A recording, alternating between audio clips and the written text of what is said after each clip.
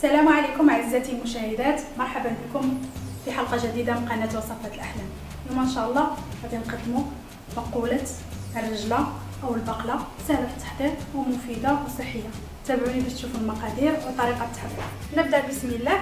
نحتاج الى الرجله المغربيه او البقله كما يقول اخواننا العرب او المشارقه.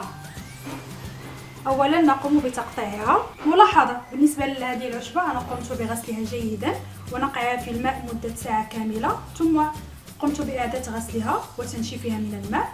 الان ساقوم بتقطيعها على هذا الشكل.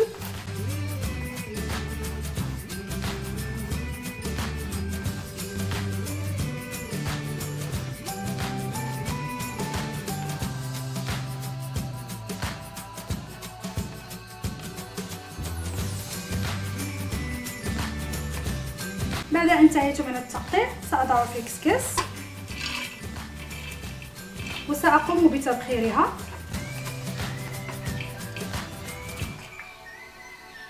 لمدة تقريبا نصف ساعة مع مراقبتها هل نضجت أم لا.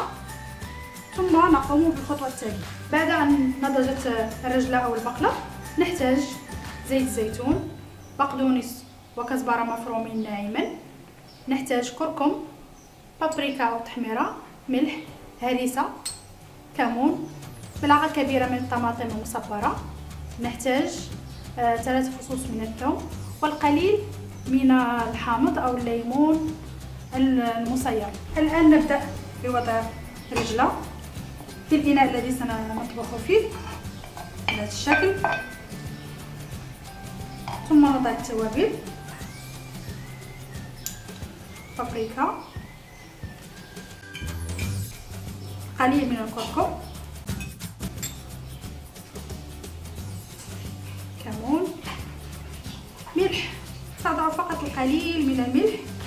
لماذا؟ لأننا سنستعمل حامض يحتوي على كمية كبيرة من الملح، وكذلك الهريسة فهي تحتوي على الملح. نحتاج الثوم 3 فصوص، وملعقة كبيرة من الطماطم المعلبة، كزبرة وبقدونس مفرومين، وزيت الزيتون بهذا الشكل.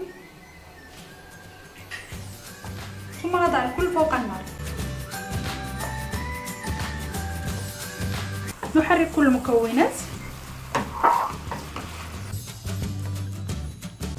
ونستمر في التحريك حتى تنضج البقولة تماما وتجف من الماء نهائيا.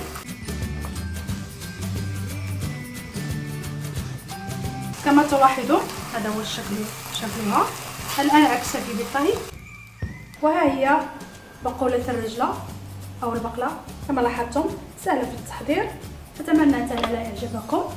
إذا عجبكم الفيديو ديال اليوم ديروا لايك في الفيديو، بارطاجيو مع الأصدقاء ديالكم، تابوناو في القناة واشتركوا في الصفحة ديالنا في الفيسبوك. السلام عليكم. اليوم عصير موتيش جمهوري، عصير الخوخ بالموز والبرتقال والحليب. تابعوني باش تشوفوا المقادير.